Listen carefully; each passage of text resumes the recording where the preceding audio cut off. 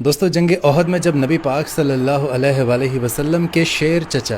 حضرت حمزہ کو شہید کیا گیا تو کفار نے جنگ احد کے میدان میں تازیانے بجانا شروع کر دیے، اور دوسری طرف ہندہ بن عتبہ جو زوجہ تھی ابو سفیان کی، وہ آپ کے جسد مبارک کے پاس آئی اور آپ کے جسم کی بے حرمتی کرنے لگی، اور ایسی بے حرمتی آج سے پہلے کسی نے کسی بھی جنگ میں نہیں کی تھی۔ اس نے سب سے پہلے آپ کا ناک کاٹا، پھر اس نے آپ کے دونوں کان ایک ایک کر کے کاٹ دیے، اور پھر ان کو ایک پیوند لگایا اور گلے کی طرح ہار میں سجا لیا، اور پھر اس نے آپ کا پیٹ چاک کیا، چاک کر کے آپ کا جگر اور کلیجہ نکال لیا، اور پھر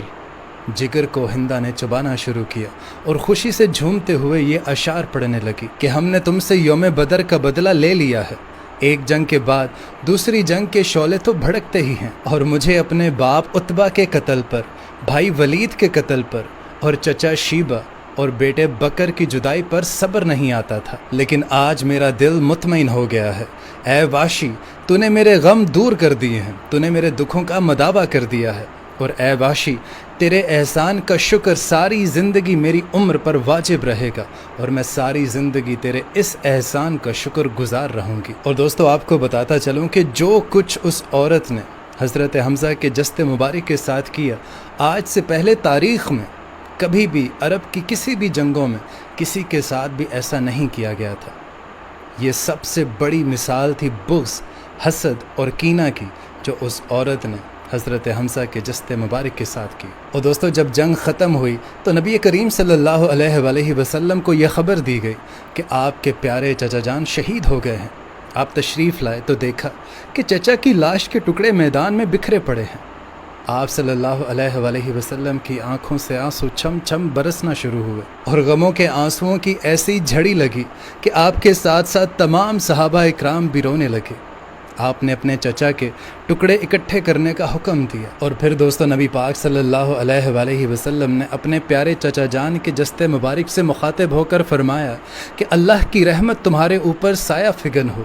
تمام رشتہ داروں کا تم بہت خیال رکھتے تھے اور ہر کار خیر میں سبقت لے جایا کرتے تھے، اور آپ فرمانے لگے کہ اگر مجھے صفیہ کے رنج و غم کا خیال نہ ہوتا تو میں تمہارے جسم کے ٹکڑے یوں ہی میدان میں چھوڑ دیتا تاکہ انہیں درندے پرندے کھا جاتے اور تم قیامت کے دن انہی کے پیٹ سے اٹھائے جاتے۔ اور دوستو پھر نبی پاک صلی اللہ علیہ وآلہ وسلم نے پہلی مرتبہ جنگ احد میں حضرت حمزہ کے جسد خاکی کے سامنے قسم اٹھائی کہ اے خدا کی قسم، میں تمہارے بدلے میں کفار کے 70 آدمیوں کا مسئلہ کروں گا، یعنی جس طرح سے حضرت حمزہ کے جسد خاکی کے ساتھ بے حرمتی کی گئی، اسی طرح سے کفار کے ساتھ کیا جائے گا۔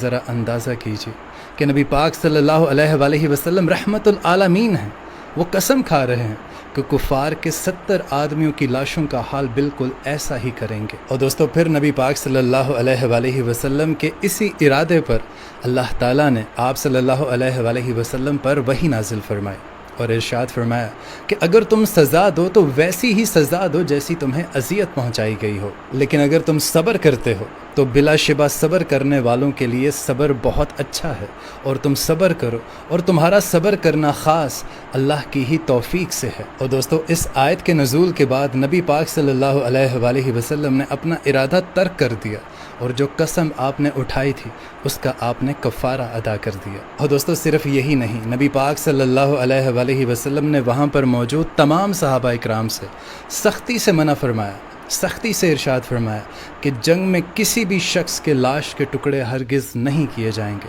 چاہے وہ کسی کتے کی ہی لاش کے ٹکڑے کیوں نہ ہوں۔ آپ صلی اللہ علیہ وآلہ وسلم بہت ہی زیادہ غم زدہ تھے، لیکن اس موقع پر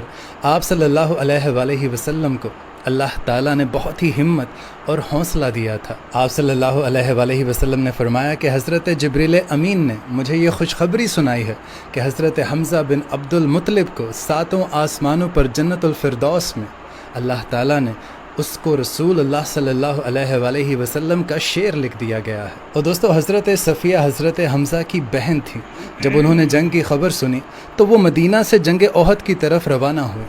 لیکن نبی پاک صلی اللہ علیہ وآلہ وسلم نے انہیں میدان جنگ کے آس پاس آنے سے منع فرما دیا، کیونکہ اگر وہ حضرت حمزہ کی شہادت کی خبر سنیں گی اور ان کی لاش کو اس حال میں دیکھیں گی تو وہ ان سے برداشت نہیں ہو پائے گا۔ اس لیے انہوں نے ان کو قریب آنے سے منع فرما دیا، اور جب انہیں روکا گیا تو وہ کہنے لگیں کہ مجھ تک میرے بھائی کی شہادت کی خبر پہنچ چکی ہے، میں جانتی ہوں کہ اللہ تعالیٰ کے ہاں یہ قربانی بہت ہی مقبول ہوئی ہے، میں جاہلیت کے طور طریقوں سے خوب واقف ہوں اور میں مشرکین کی طرح بین نہیں ڈالوں گی۔ اور دوستو یہ سن کر نبی کریم صلی اللہ علیہ وآلہ وسلم نے حضرت صفیہ کو میدان جنگ میں آنے کی اجازت دے دی، لیکن جب بہن نے اپنے بھائی کی لاش کو اس حالت میں دیکھا تو پھر آنسوؤں کا ایک دریا بہا، لیکن بار بار حضرت صفیہ اللہ تعالیٰ سے صبر مانگ رہی تھیں۔ دوستو اس سارے منظر کے بعد نبی کریم صلی اللہ علیہ وآلہ وسلم نے حضرت صفیہ کو واپس مدینے جانے کا کہا، جس پر وہ مدینے واپس آ گئیں۔ پھر نبی پاک صلی اللہ علیہ وآلہ وسلم نے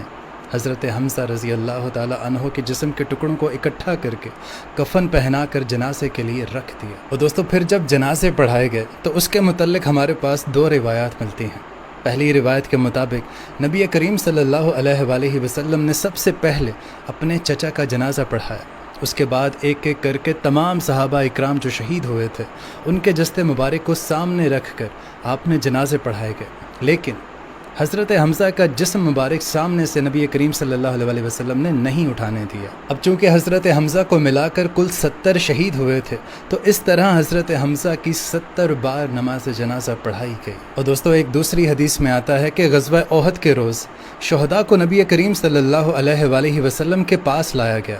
آپ صلی اللہ علیہ وسلم نے 10 شہداء پر نماز جنازہ پڑھنا شروع کیا، اور حضرت حمزہ جوں کے توں رکھے گئے، باقی شہداء کو اٹھا لیا جاتا، لیکن حضرت حمزہ کا جسد مبارک وہیں پر رکھا گیا۔ اور دوستو نبی کریم صلی اللہ علیہ وآلہ وسلم نے نہ اس سے پہلے اور نہ اس سے بعد میں کبھی بھی کسی شخص کے لیے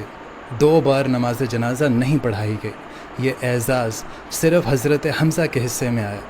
اور شیر خدا کا لقب بھی سب سے پہلے حضرت حمزہ کے حصے میں آیا۔